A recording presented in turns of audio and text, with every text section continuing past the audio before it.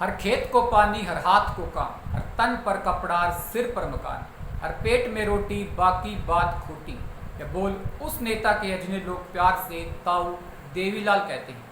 ताऊ कह लीजिए, राजनीति के दिग्गज कह लीजिए, राष्ट्रीय राजनीति के विश्व पितामह या किसानों के मसीहा कह लीजिए। आज भारत में सरकार चाहे किसानों की आमदनी दुगनी करने की बात कहकर भूल जाती है, या आज देश के अंदर बीमार पत्ती, सूखी फसल और कर्ज के पहाड़ के नीचे किसानों की आत्महत्या का आंकड़ा देश में दिन ब दिन बढ़ता जा रहा है।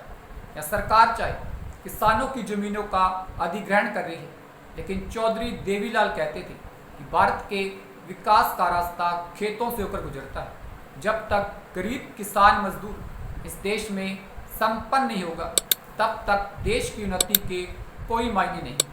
आज देश के नेता एक लग्जरी जिंदगी जीना पसंद करते हैं। करोड़ों के घोटाले में उनका नाम सामने आता है, लेकिन चौधरी देवीलाल को लोग याद करते हैं उनकी साधारण वेशभूषा और आंचलिक भाषा शैली के कारण। हरियाणा में आज सबसे ज़्यादा वृद्धावस्था पेंशन दी जाती है। इसकी शुरुआत करने का श्रेय भी चौधरी देवीलाल को जाता है। इसके पीछे बड़ी दिलचस्प कहानी बताई जाती है कि चौधरी देवीलाल जब अपने पुराने मित्र कैप्टन इंदर सिंह से मिलने उनके घर गए, तो उसी दिन उनकी पोती की विदाई हो रही थी कि जब उनके मित्र ने अपनी पोती को शगुन देने के लिए अपने घर वालों से पैसे मांगे, तो काफ़ी देर के बाद भी घर वालों की तरफ से पैसे नहीं आए।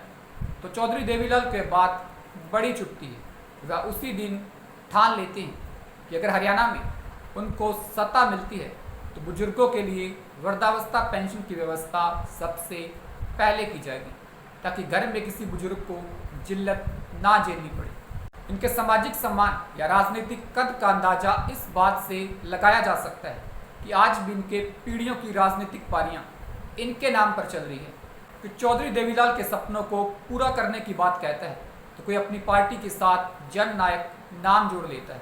और सिर्फ इनकी राजनीतिक पीढ़ियां ही नहीं, बल्कि विपक्षी भी इनकी तारीफों के पुल बांधते हैं। तो आइए अब इनकी राजनीतिक पारी के साथ इनके राजनीतिक किस्सों का कुछ तुलनात्मक अध्ययन करते हैं।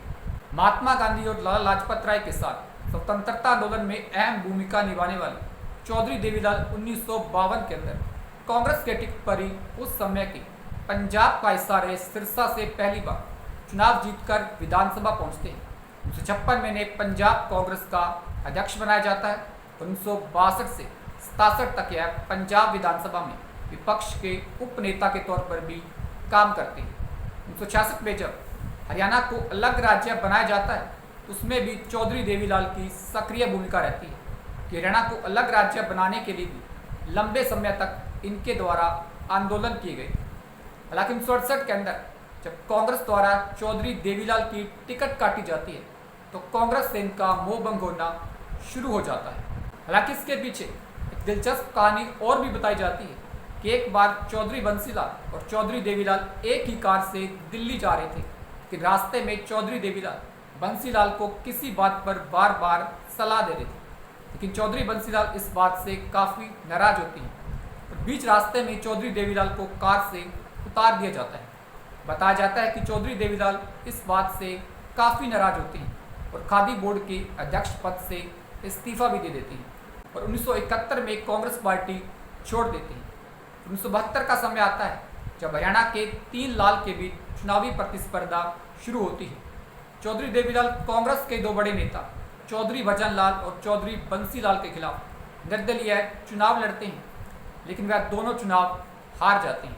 1977 में जब आपातकाल का समय आता है, तो चौधरी देवीलाल जनता पार्टी में शामिल हो जाते हैं। हरियाणा विधानसभा के चुनाव होते हैं। इन चुनावों के अंदर जनता पार्टी 90 में से 75 विधानसभा सीटें जीतने में कामयाब रहती है और पहली बार चौधरी देवीलाल हरियाणा के मुख्यमंत्री बनते हैं।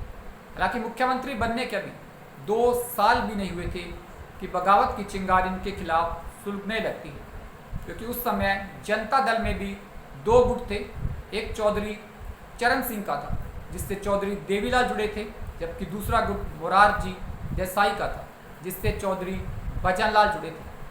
लेकिन हरियाणा की राजनीति में उछाल तब आता है जब एक बंद कमरे की मीटिंग के अंदर मुख्यमंत्री बदल दिया जाता है। दरअसल मोरारजी देसाई के द्वारा एक मीटिंग के अंदर चौधरी देवीलाल को हटाकर चौधरी भजन लाल को हरियाणा का मुख्यमंत्री बनाने का फैसला लिया जाता है। कि चौधरी देवीलाल इस बात से काफ़ी नाराज होते हैं, तो मोरारजी देसाई से कहते हैं कि तुमने मेरी झोंपड़ी में आग लगाई है, मैं तुम्हें महल में भी नहीं रहने दूंगा। और चौधरी देवीलाल मोरारजी देसाई के खिलाफ खेमेबंदी शुरू कर देते हैं, जिसका नेतृत्व चौधरी चरण सिंह कर रहे थे। और एक महीने के अंदर ही मोरारजी देसाई की प्रधानमंत्री की कुर्सी भी चली जाती है। मतलब ये अपने असूलों से समझौता ना करने वाले नेता रहे। 1979 में जब चौधरी चरण सिंह द्वारा लोक दल की नींव रखी जाती है, तो चौधरी देवीलाल भी उसमें शामिल होते हैं।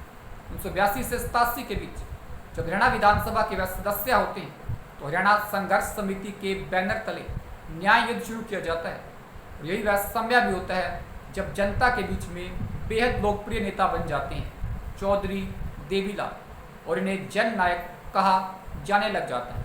और इसका परिणाम यह रहता है 1987 के विधानसभा चुनाव जब होते हैं, तो चौधरी देवीलाल के नेतृत्व के अंदर गठबंधन हरियाणा की 90 में से 85 विधानसभा सीटों पर चुनाव जीता है और एक नया रिकॉर्ड बनाया जाता है जो आज भी बरकरार है।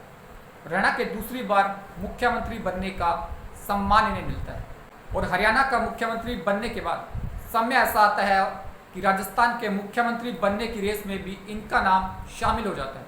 दरअसल राजस्थान की राजनीति में उस समय राजपूत और जाट समुदाय का दबदबा था। राजपूतों के सबसे बड़े नेता भैरव सिंह शेखावत थे, तो जाटों के सबसे बड़े नेता चौधरी देवीलाल थे। लेकिन चौधरी देवीलाल के पोते अजय सिंह चौटाला सीकर की एक सीट दाता रामगढ़ से चुनाव लड़ रहे थे। ग्राउंड सर्वे किया जाता है, यह पाया जाता है कि अजय सिंह चौटाला की स्थिति उस सीट पर ज़्यादा मजबूत नहीं है। इसका कारण था कि उस सीट पर राजपूत समुदाय का अच्छा खासा प्रभाव था और चौधरी देवीलाल को इस बात का डर था कि राजपूत समुदाय के लोग उनके पोते को शायद वोट नहीं देंगे। और इसी के परिप्रेक्ष्य में चौधरी देवीलाल द्वारा दोनों पार्टियों की ज्वाइंट रैली में भैरव सिंह शेखावत का हाथ पकड़कर ऐलान किया जाता है कि राजस्थान के अगले मुख्यमंत्री भैरव सिंह शेखावत होगी। मतलब सीएम फेस के लिए खुद का नाम खुद ही पीछे ये खींच लेते हैं। 1987 से 1991 का समय आता है जब भारत की राष्ट्रीय राजनीति के अस्थिरता के दौर में किंग मेकर की भूमिका ये निभाती है। 1989 में जब प्रधानमंत्री पद के लिए इनका नाम सामने आता है, तो यह कहते हुए पद ठुकरा देते हैं कि मैं सबसे बुजुर्ग हूँ, मुझे सब लोग ताऊ कहते हैं, मुझे ताऊ हुई बने रहना पसंद है। इसके बाद यह प्रधानमंत्री का पद राजीव गांधी सरकार के खिलाफ भ्रष्टाचार के मुद्दे सामने लाने वाले विश्वनाथ प्रताप सिंह जी, जिन्हें बीपी सिंह भी कहा जाता है, को सौंप देती हैं। यह बड़ी बात है क्योंकि आज के समय में जब कोई नेता 75 पार के बाद भी रिटायरमेंट की बात नहीं करता, अपनी कुर्सी नहीं छोड़ना चाहता, तो ऐसे समय में भी यह उदाहरण पेश करते हैं कि राजनीतिक त्याग का माशीर्ष आखिर इन्हें क्यों कहा जाता है। 1996 में INLD यानी इंडियन नेशनल लोकदल की स्थापना जब चौधरी देवीलाल द्वारा की जाती है, इस बात का अंदाजा इन्हें था कि हरियाणा में आगामी राजनीतिक पैर जमाने का प्रयास कर रही भाजपा के बिना सरकार हरियाणा में नहीं बनाई जा सकती। हालांकि जब इन्हें इस बात का पता चलता है कि ओम प्रकाश चौटाला द्वारा सिर्फ एक सीट पर पेंच फंसने के कारण भाजपा के साथ गठबंधन नहीं हुआ, तो चौधरी देवीलाल ने कहा कि अब हरियाणा में हमारी सरकार नहीं बनेगी। यह इनकी राजनीतिक दूरदर्शिता का एक उदाहरण है। हालांकि अपने जीवन के आखिरी समय में अपने बड़े राजनीतिक प्रतिद्वंदी भूपेंद्र सिंह हुड्डा के सामने इन्हें 3 लोकसभा चुनावों में हार का सामना भी करना पड़ा, लेकिन लोग इन्हें आज भी याद करते हैं। ग्रामीण जनता से संपर्क के कारण अचानक से किसी गांव में पहुंचकर भोजन करना, हुक्का पीना और ठेठ गवई अंदाज में लोगों से बातचीत करना, और इनके विपरीत जनता से दूरी, भाषा शैली, राजनीतिक अदूरदर्शिता, ऐसी कुछ बातें हैं जो इनकी आगामी पीढ़ी को जनता से दूर लेकर जा रही हैं। 1989 के लोकसभा चुनावों के दौरान एक रैली में दिया गया इनका भाषण आज भी लोग याद करते हैं कि तख्त बदल देंगे, ताज बदल देंगे, बेईमानों का राज बदल देंगे। नमस्कार। उम्मीद करते हैं वीडियो अच्छी लगी होगी। वीडियो को लाइक कीजिए, शेयर कीजिए, चैनल को सब्सक्राइब कीजिए। अगली वीडियो आने तक आप हंसते रहिए, मुस्कुराते रहिए। प्लीज़ अपने स्वास्थ्य का ध्यान रखिए।